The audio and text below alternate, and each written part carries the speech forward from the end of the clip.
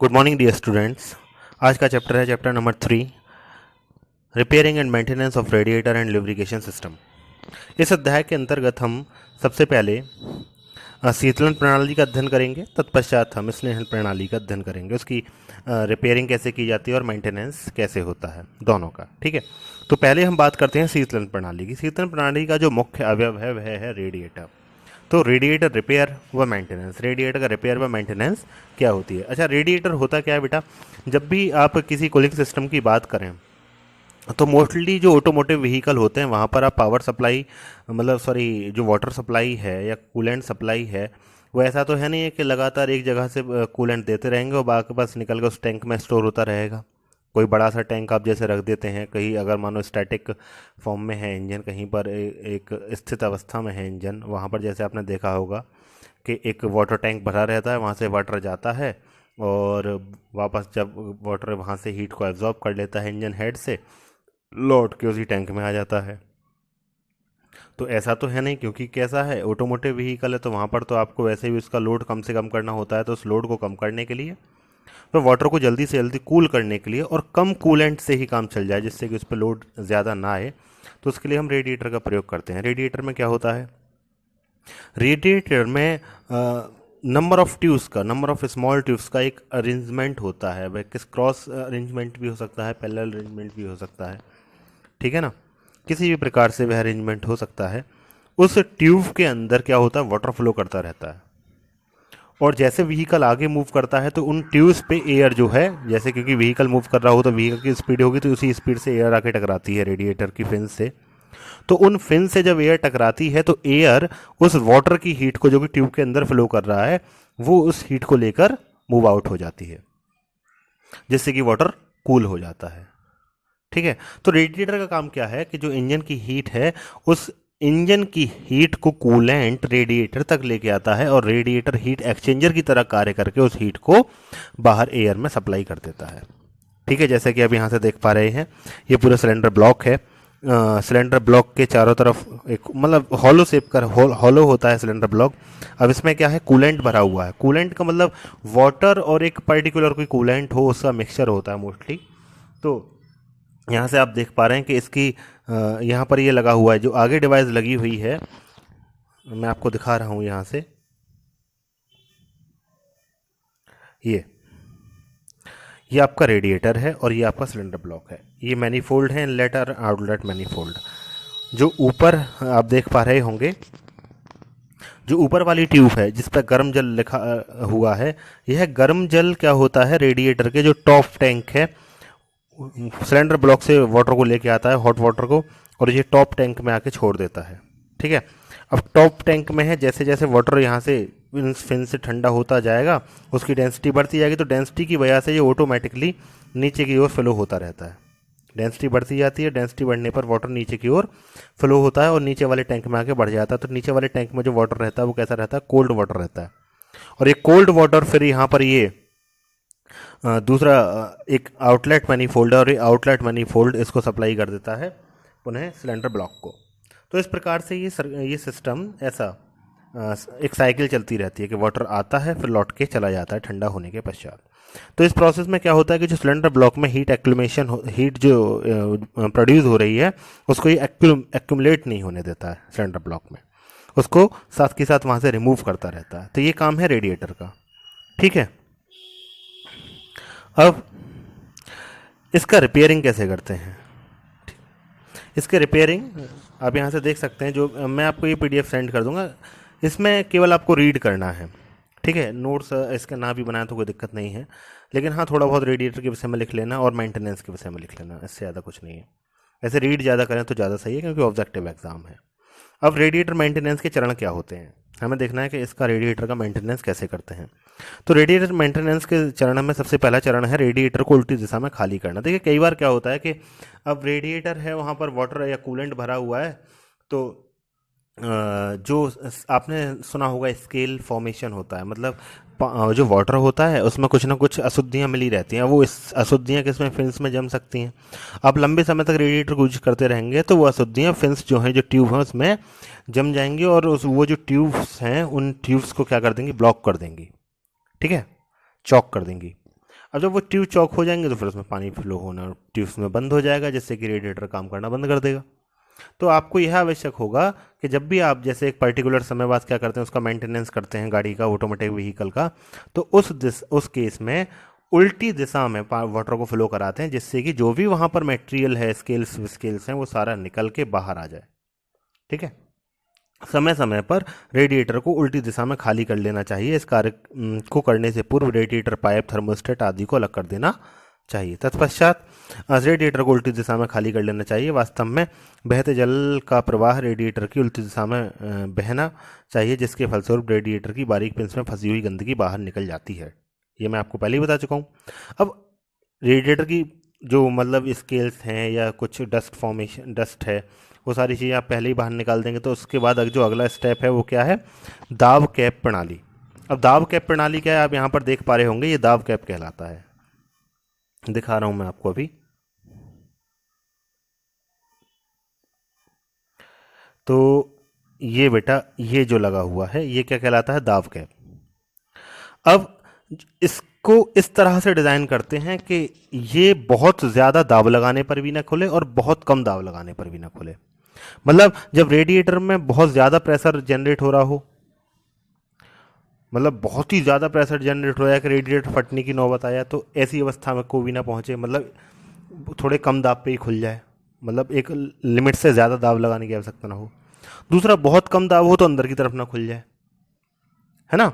तो इस तरह से आपको डिज़ाइन करना होता है कि ना तो खोलने के लिए ज़्यादा दाब लगाना पड़े और ना ऐसा हो कि बहुत कम दाब हो तब भी आपको मतलब बहुत ही ज़्यादा कम दाब हो जाए और तब जाके ये खोले।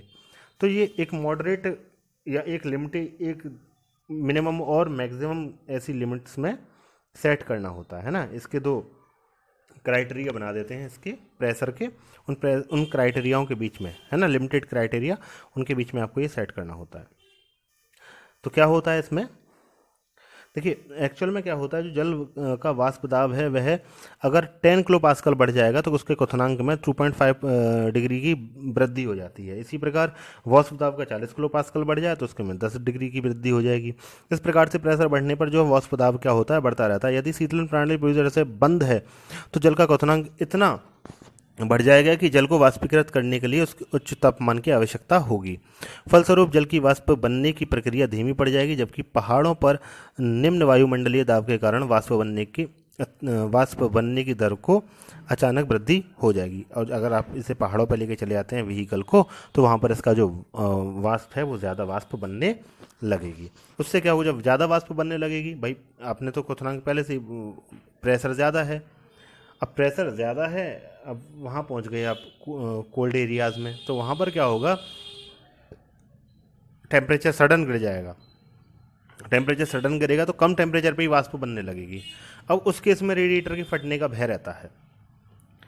तो अब जब ऐसी अवस्था ना हो कि प्रेशर बहुत ज़्यादा बढ़ रहा हो और वहाँ पर रेडिएटर फट जाए, तो उससे पहले ही ये वॉल्व खुल जाना चाहिए, जिससे कि प्रेशर रिलीज़ हो जाए। इन तथ्यों को दृष्टिगत रखते हुए रेडिएटर दाब कैप को डिज़ाइन किया जाता है। कैप का रिलीफ वॉल्व नियत दाब पर खुल जाना चाहिए। यदि वह उच्च दाब पर खुलता है तो संभव है रेडिएटर इतना दाब ना सह सकेगा। इसके विपरीत रिलीफ वॉल्व यदि निम्न दाब पर खुल जाए तो ओवरफ्लो द्वारा पाइप बाहर निकल जाएगा। अतः रेडिएटर कैप की रबर सील निश्चित समय अंतराल के पश्चात जांच लेनी चाहिए, जिससे कि ये कम दाब और निम्न, बहुत ज़्यादा कम दाब और बहुत ज़्यादा उच्च दाब पर ही ना खुले, उससे पहले ही खुल जाए। जो अगला स्टेप है वह है रेडिएटर लीकेज टेस्ट करना। अब रेडिएटर में अगर लीकेज हो रहा होगा तो जो भी आप कूलेंट भरेंगे वो सारा कूलेंट बाहर निकल जाएगा। तो आपको रेडिएटर को लीकेज होने से बचाना है, वरना आप रास्ते में चल रहे हैं, आपने कूलेंट भरा, माना पता चला कि 30-40 किलोमीटर गए और सारा कूलेंट निकल गया। ऐसी जगह पर हैं कि जहाँ से आप कूलेंट प्रबंध भी नहीं कर सकते, और ऐसी अवस्था में अगर व्हीकल को चलाएंगे तो व्हीकल क्या हो जाएगा, जो इंजन है वो सीज हो जाएगा। ठीक है ना। तो रेडिएटर की लीकेज की जांच भी समय समय पर करते रहना चाहिए, मेंटेनेंस में ही आता है। अब ये जांच कैसे करेंगे, देखो रेडिएटर जो होता है उसके नीचे हम कागज़ बिछा देते हैं, अखबार बिछा देते हैं 2-3। अब जहाँ से भी लीकेज हो रहा होगा, जिस साइड से भी, उस साइड से बूंदें टप टप गिरेंगी उस पर, तो वो वाला जो पोर्शन है वो क्या होगा, भीग जाएगा। जैसे आप व्हीकल को चलाएंगे। अब आपको अगर वो भीगा हुआ दिखाई दे रहा है तो रेडिएटर में अब इसको जांच को ठीक कैसे करेंगे, तो इसके लिए क्या होता है, फिर उससे रेडिएटर को वहाँ से आपको पता लग गया कि रेडिएटर में लीकेज है, रेडिएटर को वहाँ से खोलिए और एक वाटर टैंक में, जैसे यहाँ पर ये आपको फिगर दिखाया गया है, ऐसे भर देंगे और यहाँ से ये आपको दिख रहा होगा पंप है, पंप से आप वायु को सप्लाई कर रहे हैं रेडिएटर में और इसे वाटर में भरा हुआ है। जहाँ पर लीकेज होगा वहाँ से आपको ये बुलबुले दिखाई देने लगेंगे लीकेज पर।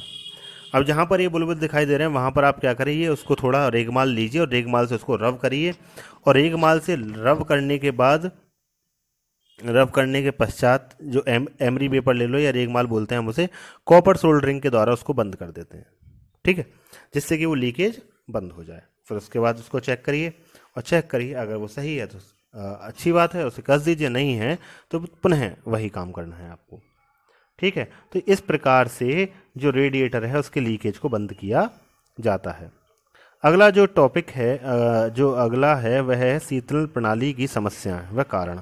शीतलन प्रणाली में क्या क्या समस्याएं हो सकती हैं और उनके कारण क्या क्या हैं। तो पहली जो प्रणाली है, पहली जो समस्या है वह है आंतरिक लीकेज। जो शीतलन प्रणाली है, कूलिंग सिस्टम है, इसमें आंतरिक लीकेज हो सकता है, मतलब सिलेंडर के या सिलेंडर ब्लॉक के अंदर। तो इसमें क्या होता है, इसके 3 कारण, जैसे सिलेंडर में क्रैक हो, सिलेंडर हेड गैस्केट क्षतिग्रस्त हो, सिलेंडर हेड बोल्ट ढीले हों। अब सिलेंडर हेड, सिलेंडर गैस्केट और सिलेंडर अगर आप नहीं समझते हैं तो मुझे लगता है कि आपको जो प्रीवियस सेमेस्टर था उसकी बुक उठाने की आवश्यकता है, और मैं कह रहा हूँ इसमें भी देख लीजिएगा, और ये तो सभी समझते होंगे, फिर तो आपको ऑटोमोबाइल इंजीनियर होना ही बेकार है अगर आपको ये सारी चीज़ें नहीं बता दो। अगला है बाहरी leakage, external leakage.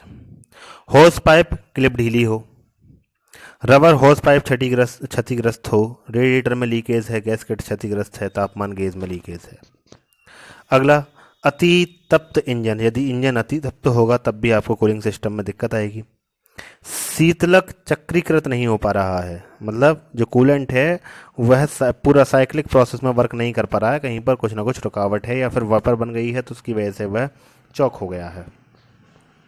Radiator fin mark जाम हो गया है, प्रज्वलन टाइमिंग ठीक नहीं है, वॉल्व टाइमिंग ठीक नहीं है, ऑयल का स्तर कम है, इंजन कसा सा चल रहा है, मतलब कुछ उसमें प्रॉब्लम है, कहीं ना कहीं कोई दिक्कत है जिससे कि इंजन को चलाने के लिए ज़्यादा ताकत लगानी पड़ रही है, कसा सा चल रहा है इंजन। तो इस प्रकार ये 3 आपने पढ़े हैं, ये समस्याएं हैं कूलिंग सिस्टम की। चौथी समस्या क्या है बेटा, अतिशीत इंजन। अतिशीत इंजन मतलब थर्मोस्टेट ठीक नहीं है या फिर तापमान गेज ठीक नहीं है, इंजन में अतिशीतिंग हो रही है। शीतलक जल की हानि होना। शीतलक जल की हानि कैसे हो सकती है, वाष्पन प्रक्रिया ठीक, वाष्पन प्रक्रिया तीव्र हो रही है, रेडिएटर में प्रवाह निर्वधित है, तो थर्मोस्टेट कार्य नहीं कर रहा है या लीकेज है, तो वो जो शीतलक है वो उसकी हानि हो जाएगी। अगला शीतलक चक्रीकरण की दर कम है, जो शीतलक का चक्रीकरण हो रहा है उसकी दर कम है, रेडिएटर में प्रवाह प्रतिबंधित है, शीतलक की मात्रा कम है। जल पंप क्षतिग्रस्त है, जल पंप कार्य नहीं कर रहा है, थर्मोस्टेट कार्य नहीं कर रहा है, फैन बेल्ट ढीली है। तो इस प्रकार से यह कुछ समस्याएं हैं जो कि कूलिंग सिस्टम में आ सकती हैं और उनके क्या क्या कारण हैं ये अभी हमने डिस्कस किए हैं। जो अगला आपका टॉपिक होगा वह होगा ल्यूब्रिकेशन सिस्टम, और ल्यूब्रिकेशन सिस्टम मैं आपको नेक्स्ट लेक्चर में कराऊंगा। इसके जो ऑब्जेक्टिव हैं कूलिंग सिस्टम और ल्यूब्रिकेशन सिस्टम को इसी लेक्चर में होंगे दोनों। आज के लिए इतना ही, धन्यवाद।